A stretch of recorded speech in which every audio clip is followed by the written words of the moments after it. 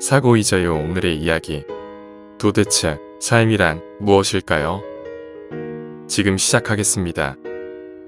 아마 우리는 살아가면서 인생에 무슨 큰 의미나 목적을 두고 살아가는 것이 무의미하다는 것을 나중에 다 알게 됩니다. 그냥 사니까 사는 거지 어떤 삶이 옳은지 옳지 않은지는 아무 의미가 없습니다. 그냥 하루하루 살아있으니 살아가는 것이죠. 힘들다고 울어도 누구 하나 내가 슬프다는 것에 꿈쩍하지 않습니다. 주변을 보면 모두 각자 힘든 삶이 다 있는 것이지 어떤 누구만 힘든 삶을 살지는 않는 듯합니다. 우리가 평생을 통해 누구나 한 번씩 생각하는 세 가지의 명제가 있습니다. 첫 번째, 나는 누구인가? 사실 대부분의 사람들은 이걸 아는 것도 쉽지 않습니다.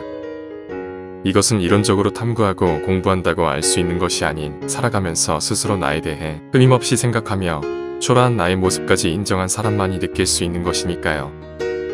내가 누구인지를 깨닫고 스스로의 아이덴티티를 찾은 사람은 더 이상 인생을 허비하거나 헤매지 않습니다. 나는 그냥 나일 뿐입니다. 그리고 내 길은 나만이 갈 수 있는 길이라는 것도 알죠. 그러니 인생을 허비하거나 헤매지 않는 것입니다. 두 번째, 삶이란 무엇인가? 내가 어떤 가치를 가지고 어떤 방향성을 추구하며 살아갈 것인지에 대한 물음입니다. 여러분은 본인 삶에 어떤 가치와 철학을 가지고 계십니까? 자신만의 기준이 잡혀있지 않으면 삶이란 무엇인지 스스로 정해내릴 수 없어집니다. 세 번째, 죽음이란 무엇인가? 나에게 주어진 이번 삶의 종착역을 의미합니다. 내가 누구인지, 내 삶이란 무엇인지를 알면 내 삶을 어떻게 마무리 지어야 하는지는 자연스럽게 스스로 결정할 수 있게 되죠. 우리 대부분이 삶과 존재에 대해 질문을 처음 던지기 시작하는 건 20세 전후의 사춘기를 통해 스스로에게 질문을 던집니다. 우리가 궁금한 것은 오스트랄로피테쿠스니 호모 에릭투스니 하는 인류의 진화 단계라는 지식을 알고자 하는 것이 아니라 내가 왜 지금 이곳에 존재하고 있으며 삶에는 무슨 의미와 목적이 있는가일 겁니다. 하지만 어느 누구도 이에 대하여 답을 해주는 이는 없습니다. 많은 사람들이 삶과 존재에 대한 의문이 생길 경우 종교나 책을 통해 답을 찾으려 했지만 그곳에서도 절대 우리가 원하는 답을 주지는 못했습니다. 알베르 까미의 시지프 신화를 보면 첫 구절은 이렇게 시작합니다. 참으로 중대한 철학적 문제는 단 하나뿐이다. 그것은 자살이다. 인생이 살만한 가치가 있느냐 없느냐를 판단하는 것이야말로 철학의 근본 질문에 답하는 것이다.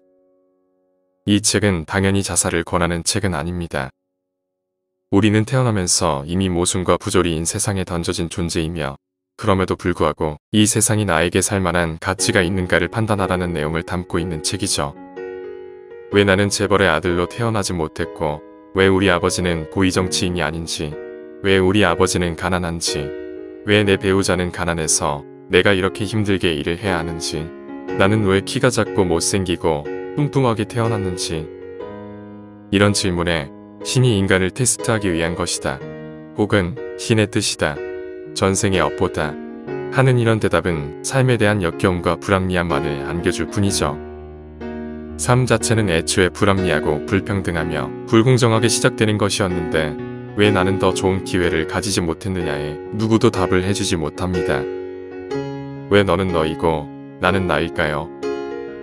왜 이것은 나무고 저것은 토끼일까요? 이런 질문에 답이 있을까요? 그냥 존재하니까 존재하고 나니까 나인 것이고 사니까 사는 것일 뿐입니다. 결국 우리는 우리가 던지는 삶에 대한 질문이 잘못됐음을 알아야 합니다. 우리가 정작 던져야 할 질문은 태어난 조건을 인정하고 나는 앞으로 어떻게 살 것인가에 대한 것이 정확한 질문이 아닐까요? 알베르 까미의 시지프 신화는 지금까지 내가 나 스스로에게 던져온 질문이 잘못된 것이었음을 알려주는 책이었습니다. 애초에 태어나면서부터 가진 여러 불평등하고 불공정한 상황들 그것에 대하여 불평과 함께 인생에 대한 고민을 해봤자 답을 얻을 수 있는 것이 아니었죠. 그냥 내가 가진 조건은 바뀌지 않았고 나는 이 조건들 속에서 어떻게 살 것인가만을 고민했어야 하는 것입니다. 우리는 매 순간 여러 가지 갈림길 속에서 선택들을 합니다. 또 그 선택이 맞았는지에 대하여 고민도 하고 방황도 하며 살아가지만 내 스스로가 한 선택이 앞으로 어떤 결과를 가져올지는 아무도 알 수가 없습니다. 내가 아파트를 샀는데 그것이 오를지 내릴지, 내가 주식을 샀는데 그것이 수익이 날지 손해가 날지, 즉 우리는 결과를 알 수 없는 것에 대하여 현재 매일 매시간 선택을 하면서 살아가죠. 그리고 우리 앞에 놓인 여러 가지의 선택 중에 어떤 인생이 더 좋은 인생인지 장담할 수도 없습니다. 미래의 결과를 알 수 없기에 현재의 선택이 항상 어려운 것이겠죠. 그리고 나이와 상황에 따라서 내가 하고 싶은 선택도 매번 바뀝니다. 어떤 선택이 맞는지는 누구도 모릅니다. 아니 애초부터 맞는 것은 없었을지 모릅니다. 인생의 정답이란 존재하지 않으니까요. 특히 수십억 명의 사람이 있다면 만족하는 삶도 수십억 개로 나뉘게 됩니다. 인생의 정답이 있을까요? 우리는 우리 인생을 스스로 선택할 수 없습니다. 단지 현재의 선택안 중에 한 개를 고르는 것일 뿐, 그 결과가 만들어지는 미래의 인생을 선택할 수는 없는 것이죠. 모든 인간들의 삶을 보면 각자 그들의 인생은 자신이 선택하는 게 아니라 수많은 우연들이 나에게 선택을 강요하게 된다는 것을 알 수 있습니다. 과연 제가 지금처럼 유튜브에 사고의 자유 채널을 운영할지 알 수 있었을까요? 과연 여러분은 지금 하시는 일을 위해 여러분 앞에 놓인 것을 선택하는 삶을 살았을까요? 내 앞에 놓인 선택안들이 우연히 다시 뭉쳐서 다시 선택을 하게 하였고, 그 선택이 또 10년 전의 나, 5년 전의 나, 1년 전의 나, 지금의 나를 만들어낸 것이겠죠. 내 스스로가 완벽하게 인생을 통제하고 있었다고 생각할지 모르나 그건 착각입니다.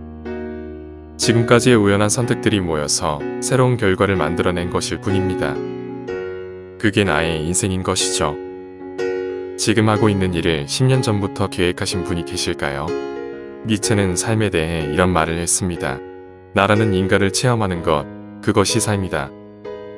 그냥 삶이란 나라는 인간이 지구에서 현재를 살고 100년의 시간을 채우는 과정 이외에 그 어떤 의미도 없습니다. 그 주어진 100년 속에서 기쁨과 슬픔, 즐거움과 주변의 관계들, 또 지금 내가 하고 있는 일을 그냥 하는 것일 뿐입니다.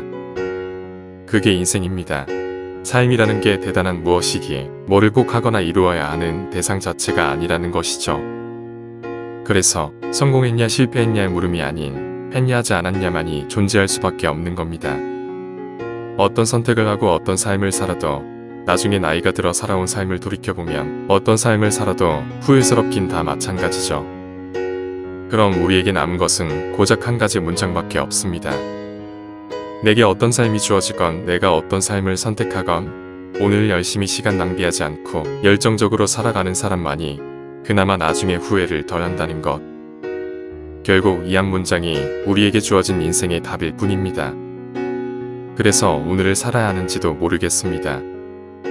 오늘 이야기는 여기까지입니다. 영상이 마음에 드셨다면 구독과 좋아요 부탁드립니다. 끝까지 시청해주셔서 감사합니다.